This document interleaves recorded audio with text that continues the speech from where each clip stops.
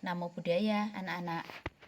Hari ini kita jadwal pelajaran agama lagi, kelas 10 TBSM 4 dan 10 MM2. Kalau kemarin kita mau monitoring, dapat jadwal monitoring, tetapi belum terlaksana karena masih menunggu jadwal berikutnya. Oke, kita awali pelajaran kita hari ini dengan membacakan nama Karapata. Arahang sama sambuddho bhagawa Budang Bhagawantang Abiwademi Swakato Bhagawata Dhammo Dhammang Namasami Supatik Pano Bhagavato Sawaka Sanggo Sanggang Nakmami Sabe Sata Bawantu Sukitata. Semoga semua makhluk hidup berbahagia. Sadu, sadu, sadu.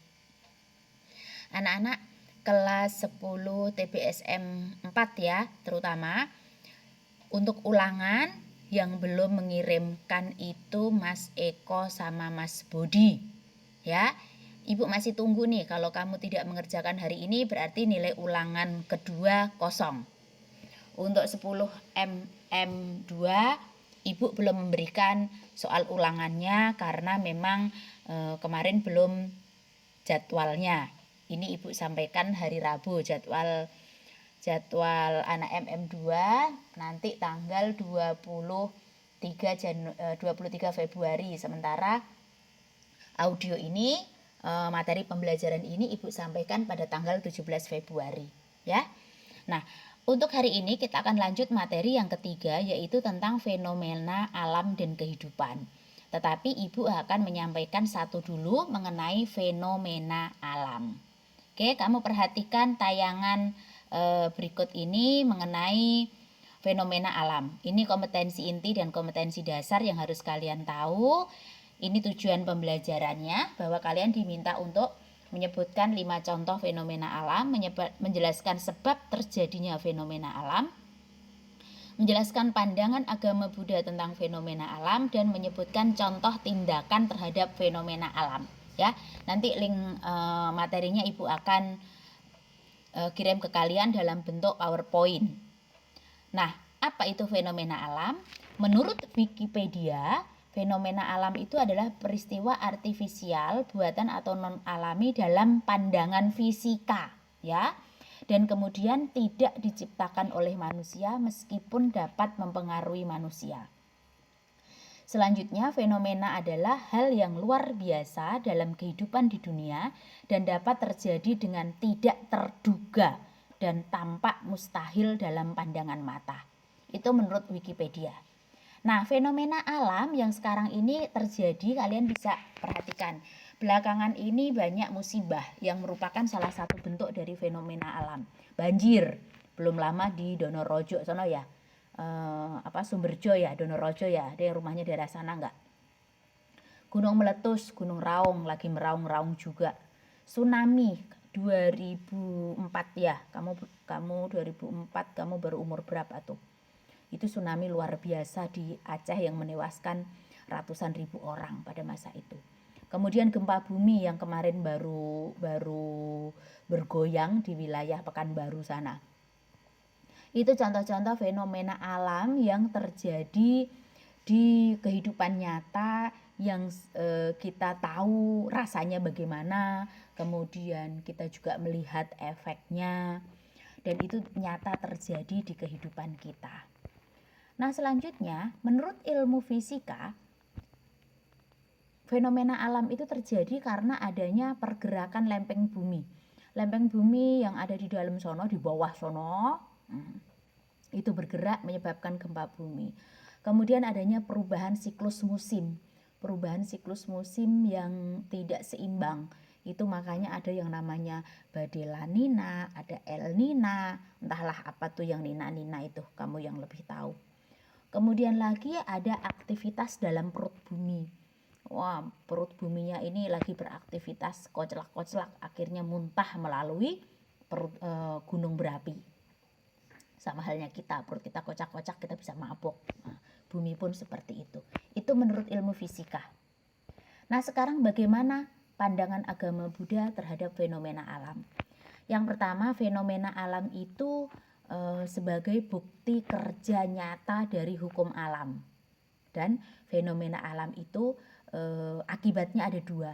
Yang pertama yang berbahaya, itu biasanya disebabkan oleh keserakahan manusia. Kemudian yang kedua adalah fenomena alam yang tidak berbahaya, yang merupakan kekuatan orang suci. Anak-anak, yang tidak berbahaya yang merupakan kekuatan orang suci itu apa? Contoh, kalau kamu baca riwayat hidup Buddha Gautama, terjadinya gempa bumi saat Siddhartha lahir, dan itu merupakan bentuk penghormatan alam semesta kepada lahirnya seorang bodhisattva. Ya. Kemudian di dalam Kristen, pada saat Yesus lahir itu ada bintang terang di angkasa. Dan dalam Muslim, saat Nabi Muhammad lahir itu terjadi gerhana matahari. Tapi semuanya tidak berbahaya karena merupakan penghormatan alam semesta kepada seorang tokoh agama yang baru lahir. Ya, itu yang tidak berbahaya. Kalau yang berbahaya apa saja seperti tadi, ada banjir, ada gunung meletus, ada tsunami, kemudian ada gempa bumi, dan lain-lain. Nah, dalam agama Buddha, alam semesta ini diatur melalui hukum alam yang disebut niyama. Niyama itu ada 5. Yang pertama adalah utu niyama. Utu niyama itu mengatur perubahan suhu udara, iklim, cuaca, gaya gravitasi bumi, dan lain-lain. Yang dalam ilmu pengetahuan modern dipelajari sebagai ilmu fisika. Kamu belajar fisika, kamu pasti tahu, ya. Kemudian yang kedua, hukum alam yaitu bija niyama. Bija niyama itu adalah hukum alam yang mengatur biji-bijian atau proses hidup tanaman. Mengapa sih kalau kita tanam cabai kok berbuahnya cabai? Kenapa kamu tanam cabai kok buahnya nggak terong? Nah, itu yang kerja si bija niyama ini. Dan sekarang ini dalam ilmu pengetahuan modern dipelajari sebagai ilmu botani dan biologi. Nah, ketinggalan nih tulisannya nih. Selanjutnya yang ketiga disebut cita niyama.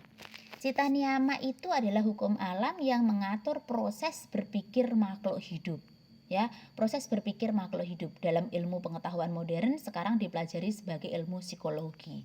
Nah, nanti kamu udah kuliah kamu bisa ngambil nih ilmu psikologi nih, ilmu jiwa, ilmu psikologi itu ya. Yang keempat ada kama niyama. Kama niyama ini hukum alam yang mengatur sebab akibat dari perbuatan makhluk hidup.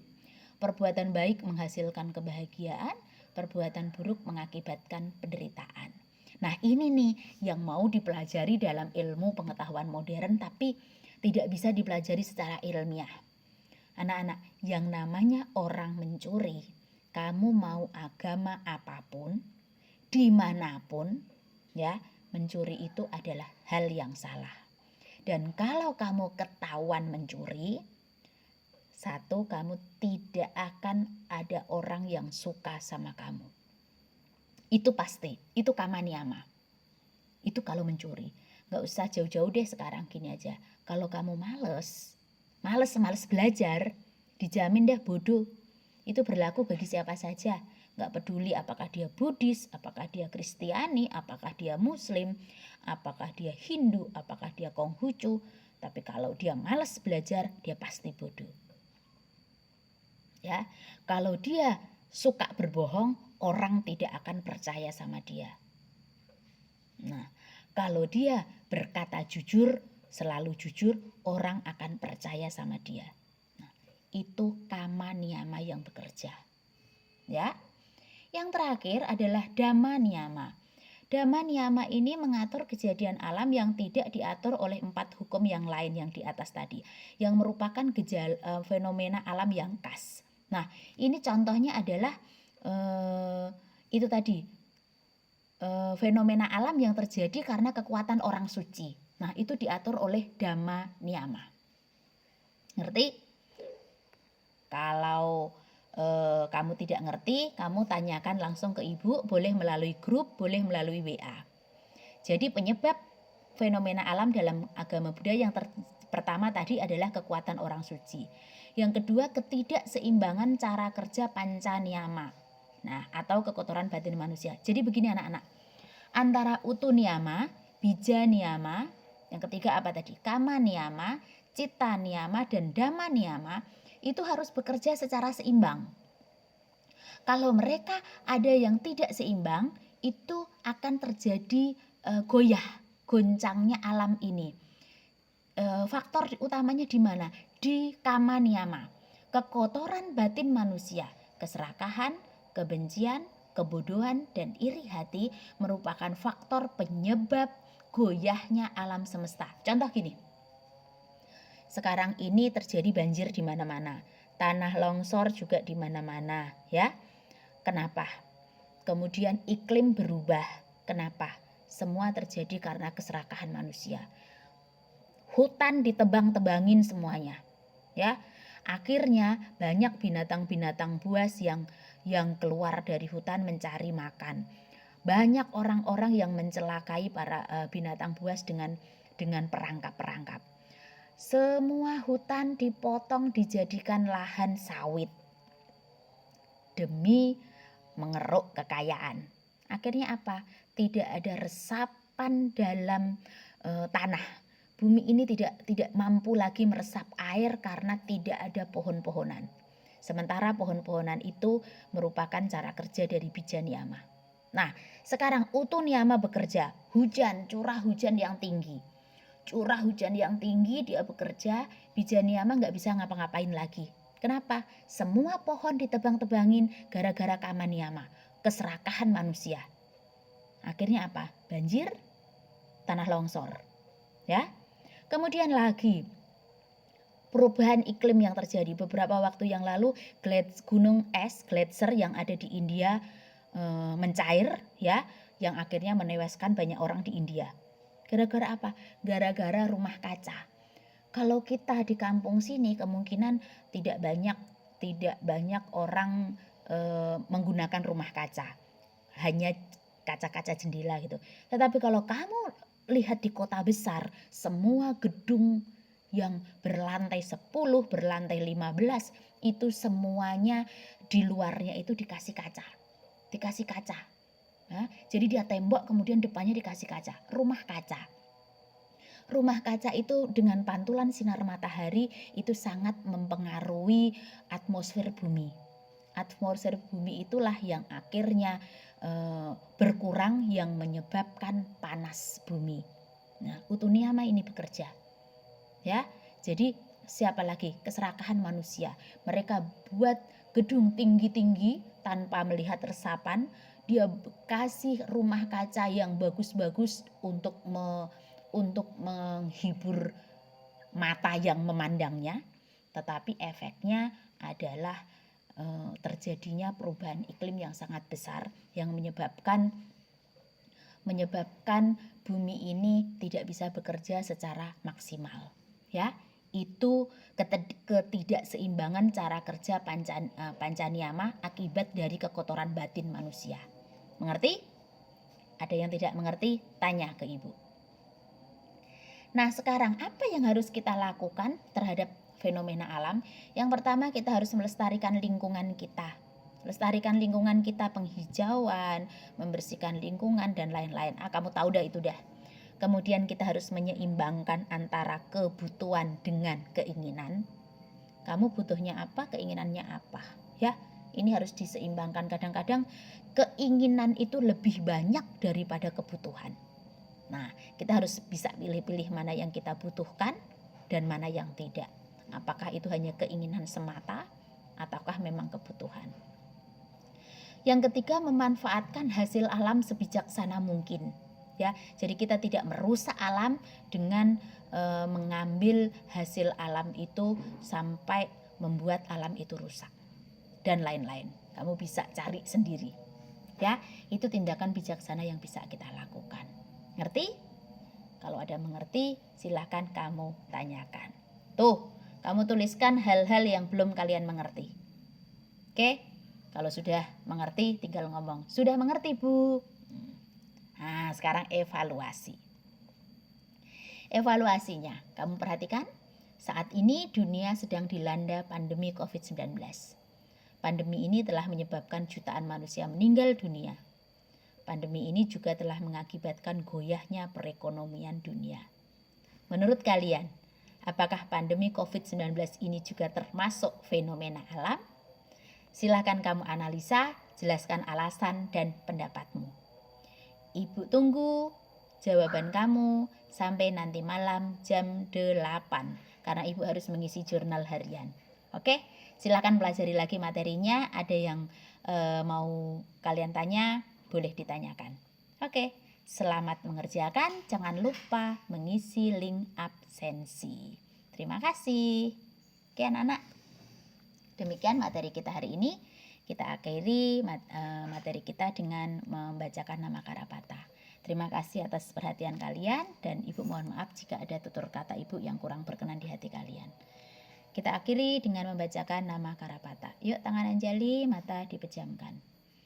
Arahang sama sambudo bagawa, budang bagawantang abiwa demi, swakato bagawata damo, damang namasami, supati pano bagawato sawaka sanggo, sanggang nakmami. Sabe sata bawantu sukitata. Semoga semua makhluk hidup berbahagia.